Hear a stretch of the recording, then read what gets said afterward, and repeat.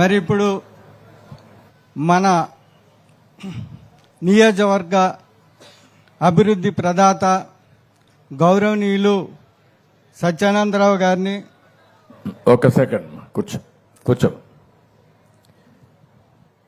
అందరికీ నమస్కారాలు.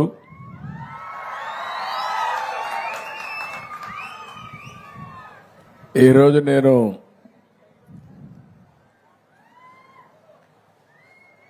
మన డిప్యూటీ ఉప ముఖ్యమంత్రి మిత్రుడు పవన్ కళ్యాణ్ గారు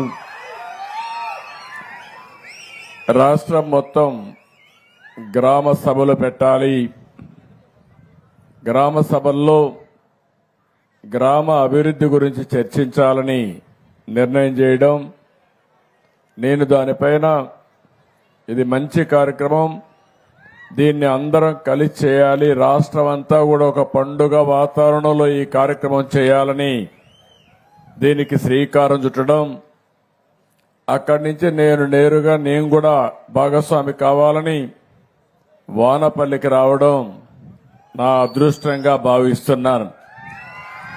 ఇప్పుడే పళ్ళాలమ్మ వారి దర్శనం చేసుకుని ఆశీస్సులు తీసుకుని మీ ఆశీస్సులతో ముందుకు పోదామనే ఉద్దేశంతో ఇక్కడికి వచ్చాను. ఈరోజు మనందరం కూడా ఈ గ్రామ సభలో గుర్తుపెట్టుకోవాల్సింది, రాబోయే రోజుల్లో ఏం చేస్తామో మనం చర్చించుకోవాల్సిన అవసరం ఉంది. ఒక్క విషయం మీరందరూ గుర్తుపెట్టుకోవాలి, ఇక్కడికి వచ్చినప్పుడు ఈరోజు ఈ రాష్ట్రంలో ఒక్కసారి చూస్తే గడిచిన 5 సంవత్సరాలు ఎప్పుడైనా ఒక గ్రామ సభలో కూర్చొని మాట్లాడుకున్న దాఖలాలు ఉన్నాయా అని మిమ్మల్ని అడుగుతున్నా. ఎప్పుడైనా ఒక ముఖ్యమంత్రి ఒక ఉప ముఖ్యమంత్రి మీ దగ్గరికి వచ్చి సాదా సీదాగా వచ్చి కూర్చున్న సందర్భాలు ఉన్నాయా అని అడుగుతున్నా. ఆ రోజు మీరు చూస్తే ముఖ్యమంత్రి వస్తున్నాడంటే మొత్తం చెట్లన్నీ నరికేయాలి. ఇక్కడికి వచ్చుంటే ఈ పళ్ళాలమ్మవారి దేవాలయంలో మొత్తం చెట్లన్నీ నరికేసేవాడు. అవునా కాదా గుర్తు తెచ్చుకోమంటున్నా. ఆయన వస్తున్నా అంటే పరదాలు కట్టేయాలి. అదే సమయంలో అందరి ఇళ్ల దగ్గర అరెస్ట్ చేసేయాలి, ఎవరు బయట రాకూడదు. ఈ ప్రాంతం అంతా స్కూల్స్ అన్ని మూసేయాలి. అన్ని బస్సులు ఆయన మీటింగుల కోసం రావాలి.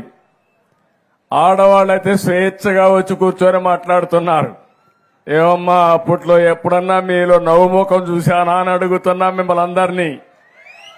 స్వేచ్ఛ ఉందా అని మిమ్మల్ని అడుగుతున్నా. మిమ్మల్ని బలవంతంగా డాక్రా సంఘాలని బలవంతంగా తీసుకొచ్చి పెద్ద పెద్ద మీటింగులు పెట్టి ఉదయం నుంచి సాయంత్రం వరకు మీకు పనిష్మెంట్ ఇచ్చే రోజులవి.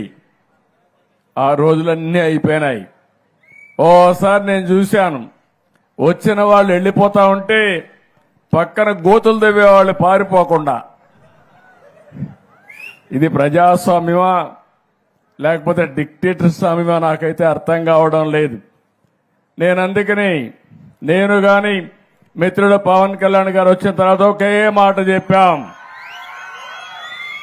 చాలా స్పష్టంగా ఆదేశాలు ఇచ్చాం. మాది simple governance, simple government, effective governance. పేద ప్రజలకు న్యాయం చేసే పరిపాలన రావాలని పాలనకు శ్రీకారం చుట్టామని చెప్పి కూడా నేను మీకు తెలియజేస్తున్నా. ఈరోజు గ్రామ సభ అంటే మీరే నిర్ణయించుకోవాలి.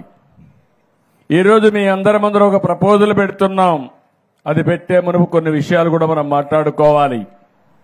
ఆ విషయాలు మాట్లాడిన తర్వాత ఏం ప్రపోజల్ పెడుతున్నా నేను ఒక్కసారి మీకు చెప్తాను. ఈరోజు ఒకే రోజు 13,220 గ్రామాల్లో ఇదే మరిగా గ్రామ సభలు పెట్టి ఏమేమి కార్యక్రమాలు చేస్తామో నిర్ణయించే రోజు. దాన్ని చూస్తే చాలా సంతోషం కలుగుతుంది. ఈ సభల ద్వారా దీనికి కూడా ఒక రాజ్యాంగంలోని ఆర్టికల్ 243A ద్వారా గ్రామ సభలు పెట్టాలి. సర్పంచ్ పనిచేయాలన్నా గ్రామ సభలో పెట్టి మీ ఆమోదం తీసుకొని పనిచేయాలి. గ్రామ అవసరాలు ఏమున్నాయో అవే చేయాలి తప్ప కాంట్రాక్టుల అవసరాలు లేదంటే సర్పంచ్ అవసరాలు కాకుండా మీ అవసరాలు ప్రాతిపదిక పైన చేయాలనే ఉద్దేశంతోనే ఈ గ్రామ సభలకు శ్రీకారం చుట్టాం. మహాత్మా గాంధీ జాతీయ ఉపాధి హామీ పథకం నరేగా ఈ సంవత్సరం ఈ మీటింగ్ ద్వారా 4,500 కోట్ల రూపాయలకి శాంక్షన్లు తీసుకుంటున్నాం. రాష్ట్రం మొత్తం 87 రకాల పనులకి గ్రామ సభలు ఆమోదిస్తాయి. అవసరమైతే ఇంకా ఎక్కువ డబ్బులు కూడా ఖర్చు పెట్టడానికి అవకాశం ఉంది.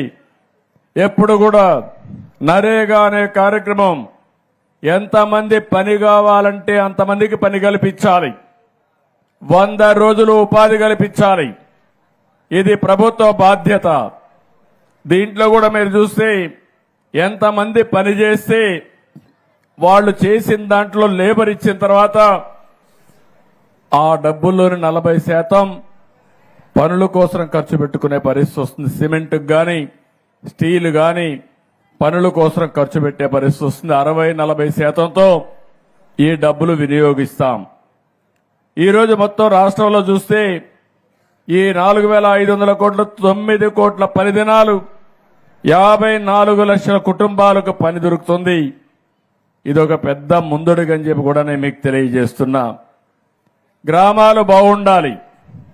వానపల్లి బాగుంటే అంబేద్కర్ జిల్లా బాగుంటుంది. అదే మరి అంబేద్కర్ జిల్లా బాగుంటే దేశం బాగుంటుంది. గ్రామ అభివృద్ధి గ్రామంతో ప్రారంభించాల్సిన అవసరం ఉంది. మన రాష్ట్రంలో మీరు ఒక్కసారి గుర్తుపెట్టుకుంటే 3,54,000 మంది గ్రామీణ ప్రాంతాల్లో ఉన్నారు. 1,50,00,000 మంది టౌన్స్ లో ఉన్నారు. గ్రామాలు అభివృద్ధి చెందితేనే దేశ అభివృద్ధి అని చెప్పి కూడా నేను మీకు తెలియజేస్తున్నా. అందుకే 14-19 ఒక్కసారి గుర్తు చేసుకోండి, స్వర్ణ యుగం. అవునా కాదా అని మిమ్మల్ని అడుగుతున్నా. సిమెంట్ రోడ్లు కానీ అన్ని పనులు చేశాం. అదే సమయంలో 19-24 చీకటి రాజ్యం. ఒక్క పని కాలేదు. ఎక్కడికి పోయినా డబ్బులు నాకైతే అర్థం కావడం లేదు. కడాన నరేగా డబ్బులు కూడా దుర్వినియోగం చేశారు. దొంగ బిల్లులు వేసుకున్నారు. ఇష్టానుసారంగా ఎక్కడికక్కడ సొంత జోబుల్లోకి పోయినాయి తప్ప ప్రజలకు ఖర్చు పెట్టే పరిస్థితి లేరు. అందుకే ఆ రోజు త్రాగునీటికి ప్రాధాన్యత ఇచ్చాం.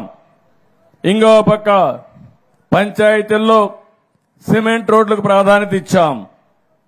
ఈ రోజు కూడా మీరు ఒక్క విషయం గుర్తుపెట్టుకోవాలి. ఎమ్మెల్యే ఉన్నారు. నియోజకవర్గ సమస్యల్ని పరిష్కారం చేయడం కోసం ఆయన ఎక్కడికక్కడ ముందుకు వస్తారు. ఎమ్మెల్యే ఎంత ముఖ్యమో అదే సమయంలో గ్రామ సర్పంచ్ కూడా అంతే ముఖ్యం. గ్రామానికి ప్రథమ పౌరుడు గ్రామ సర్పంచ్. ఆ ఎన్నికలు కూడా ఎంత అపహాస్యం చేశారో మొన్న ఎన్నికల్లో మీరు చూశారు. ఎన్నికలు జరగనీయకుండా చేశారు. స్థానిక సంస్థల ఎన్నికల్ని కబ్జా చేశారు. రౌడీజం చేశారు. ఎక్కడో అమరావతిలో ఒక సైకో ఉంటే ఊరూరికి ఒక సైకో తయారై 5 ఏళ్లు ఈ రాష్ట్రాన్ని అతలాకుతలం చేసే పరిస్థితికి వచ్చారు. అవునా కాదా ఒక్కసారి మీరు ఆలోచించుకోవాలి. 5 ఏళ్లు నన్ను కూడా గ్రామాలకు రానియలేదు. ఈరోజు 3 నెలలు దగ్గర అవుతా ఉంది. 80 రోజులైంది. ఎక్కడన్నా మాజీ ముఖ్యమంత్రి గాని వైఎస్ఆర్ కాంగ్రెస్ నాయకులు గాని అడ్డుకున్నామా ఒక్కసారి మీరు ఆలోచించండి. నేను ఒకటే ఆలోచిస్తున్నాను. ఇలాంటి వ్యక్తులు ఈ సమాజానికి చేటు. అయినా కూడా ఆ ఉద్యమం మీ దగ్గర నుంచి రావాలి.